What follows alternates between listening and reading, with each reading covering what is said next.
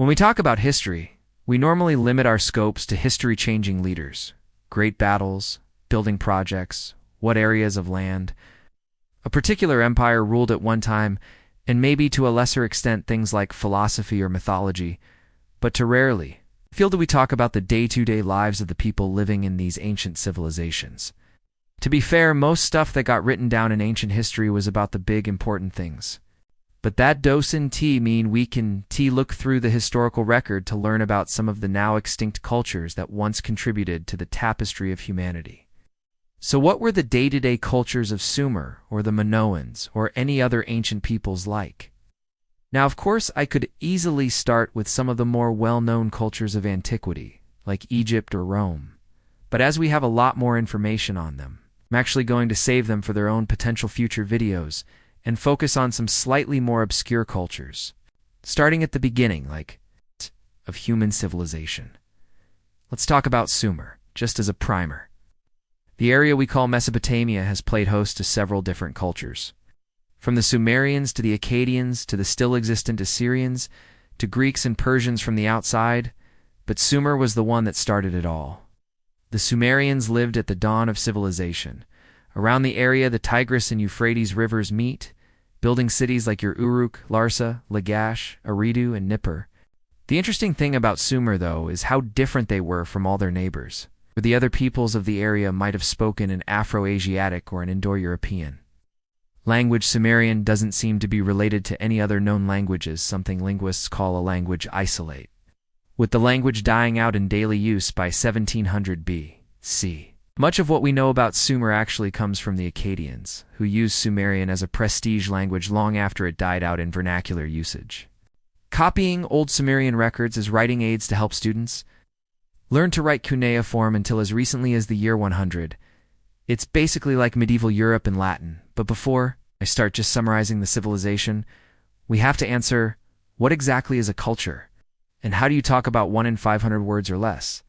My friend JJ McCullough has a lot of videos talking about culture in this sort way, frequently using this chart of 11 admittedly arbitrary measures of language, medical ideals, religion, child-rearing methods, food, folk art, celebrations, jokes, manners, clothing, and working schedules.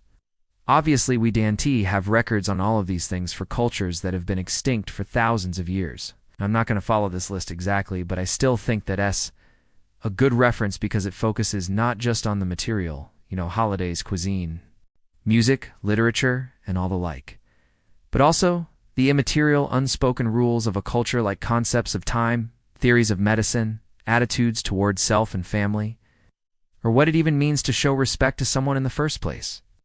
One of the most famous pieces of visual art from Sumer is the Standard of Yore, which actually has 2 different panels, one for peacetime and the other for war. While the war panel shows soldiers and chariots charging into battle, trampling enemies underfoot. The peace panel shows banquet scenes, different blue-collar occupations, and even a glimpse into Sumerian music. Or at least the fact that they had lyres. Unsurprisingly, the Sumerian religion played a big role in earthly affairs. The Sumerians worshipped a pantheon of gods, though the exact list would have varied from city to city. This religious influence was particularly true for medicine. As a doctor's job was more about being a conduit for the gods and their healing powers, one notable Sumerian holiday was Zagmuk, a New Year's festival held in March or April, which was later celebrated by the Babylonians, commemorating their god Marduk, and is actually still celebrated to this day in Assyrian communities under the name Akichu. As far as jokes go, the internet is already quite familiar with one joke that goes something like, a dog walks into a tavern and says, "I can't see a thing, I'll open this one." It went viral a while back for how little sense it makes to our modern senses 4,000 years later. And everyone from experts to experts are constantly arguing what the point of the punchline actually is. Is it because the tavern is also a brothel? Is it because the dog is in a tavern? Or even speaking? Which is good because I want to shout out some other cultures in this video too. Let's look at the original Italians. No, I said the original. Italians. Perfection. The Etruscans were a people who lived in the north of Italy, a region we now know as Tuscany, when Rome was but another Latin city-state among many. Indeed, the Etruscan city-states would heavily influence a young Rome in terms of art, innovations, architecture, and forms of government.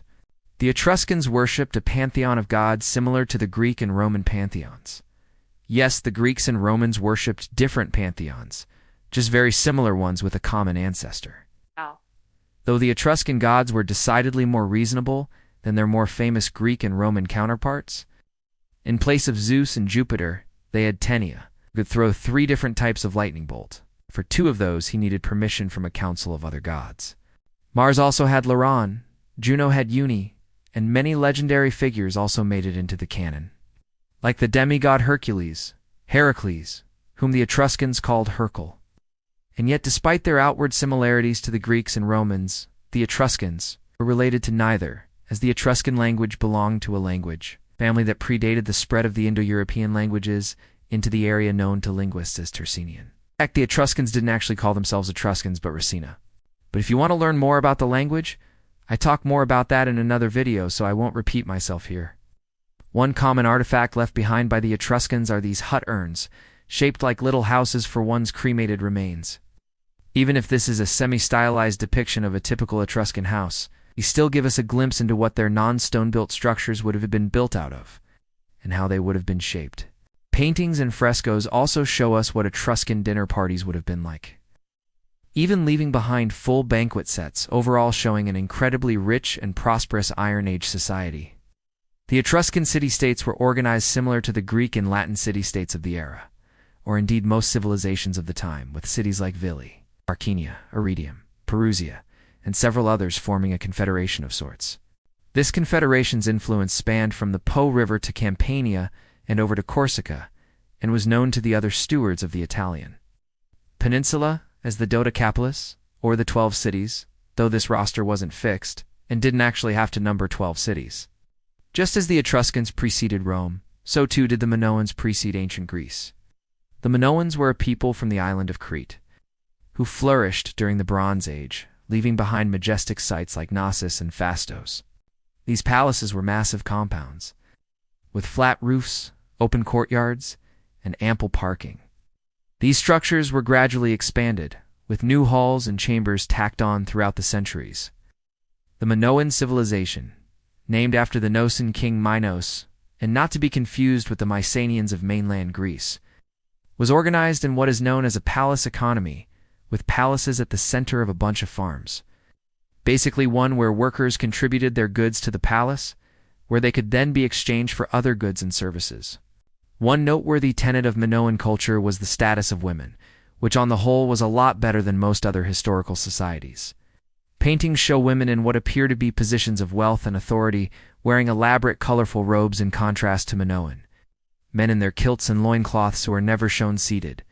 Combine that with their worship of a snake goddess and the presence of menstrual pits in many of the palaces, and it's easy to assume that surely they must have been a matriarchy of some kind.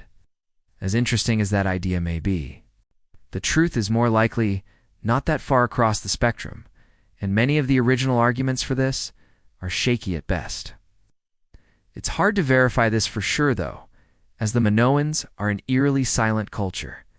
Not because they never wrote stuff down, but because their writing system, known to us by the scientific term Linear A, still remains undeciphered.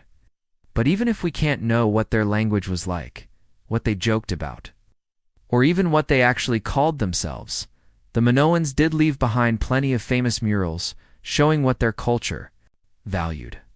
One thing we see time and time again in Minoan artwork are bulls, whether in the form of statues, idols, or paintings of people leaping over them in a way that suggests they did it enough times to actually get good at such a stunt. They also had robust and far-reaching trade networks, as even in Egypt. Paintings show foreign dignitaries from the land of Keftu, which kind of sounds like Crete, or at least the Greek Docentiate. So those are just 3 cultures of over a dozen potential ideas I had, especially those suggested by members of the Canubis Discord server. But I have to end the video somewhere. If this video does well enough, though, I'll look into making another video like this about some more ancient cultures. If you think I should continue this series, give this video a like to let me know, and subscribe to see that video in the future.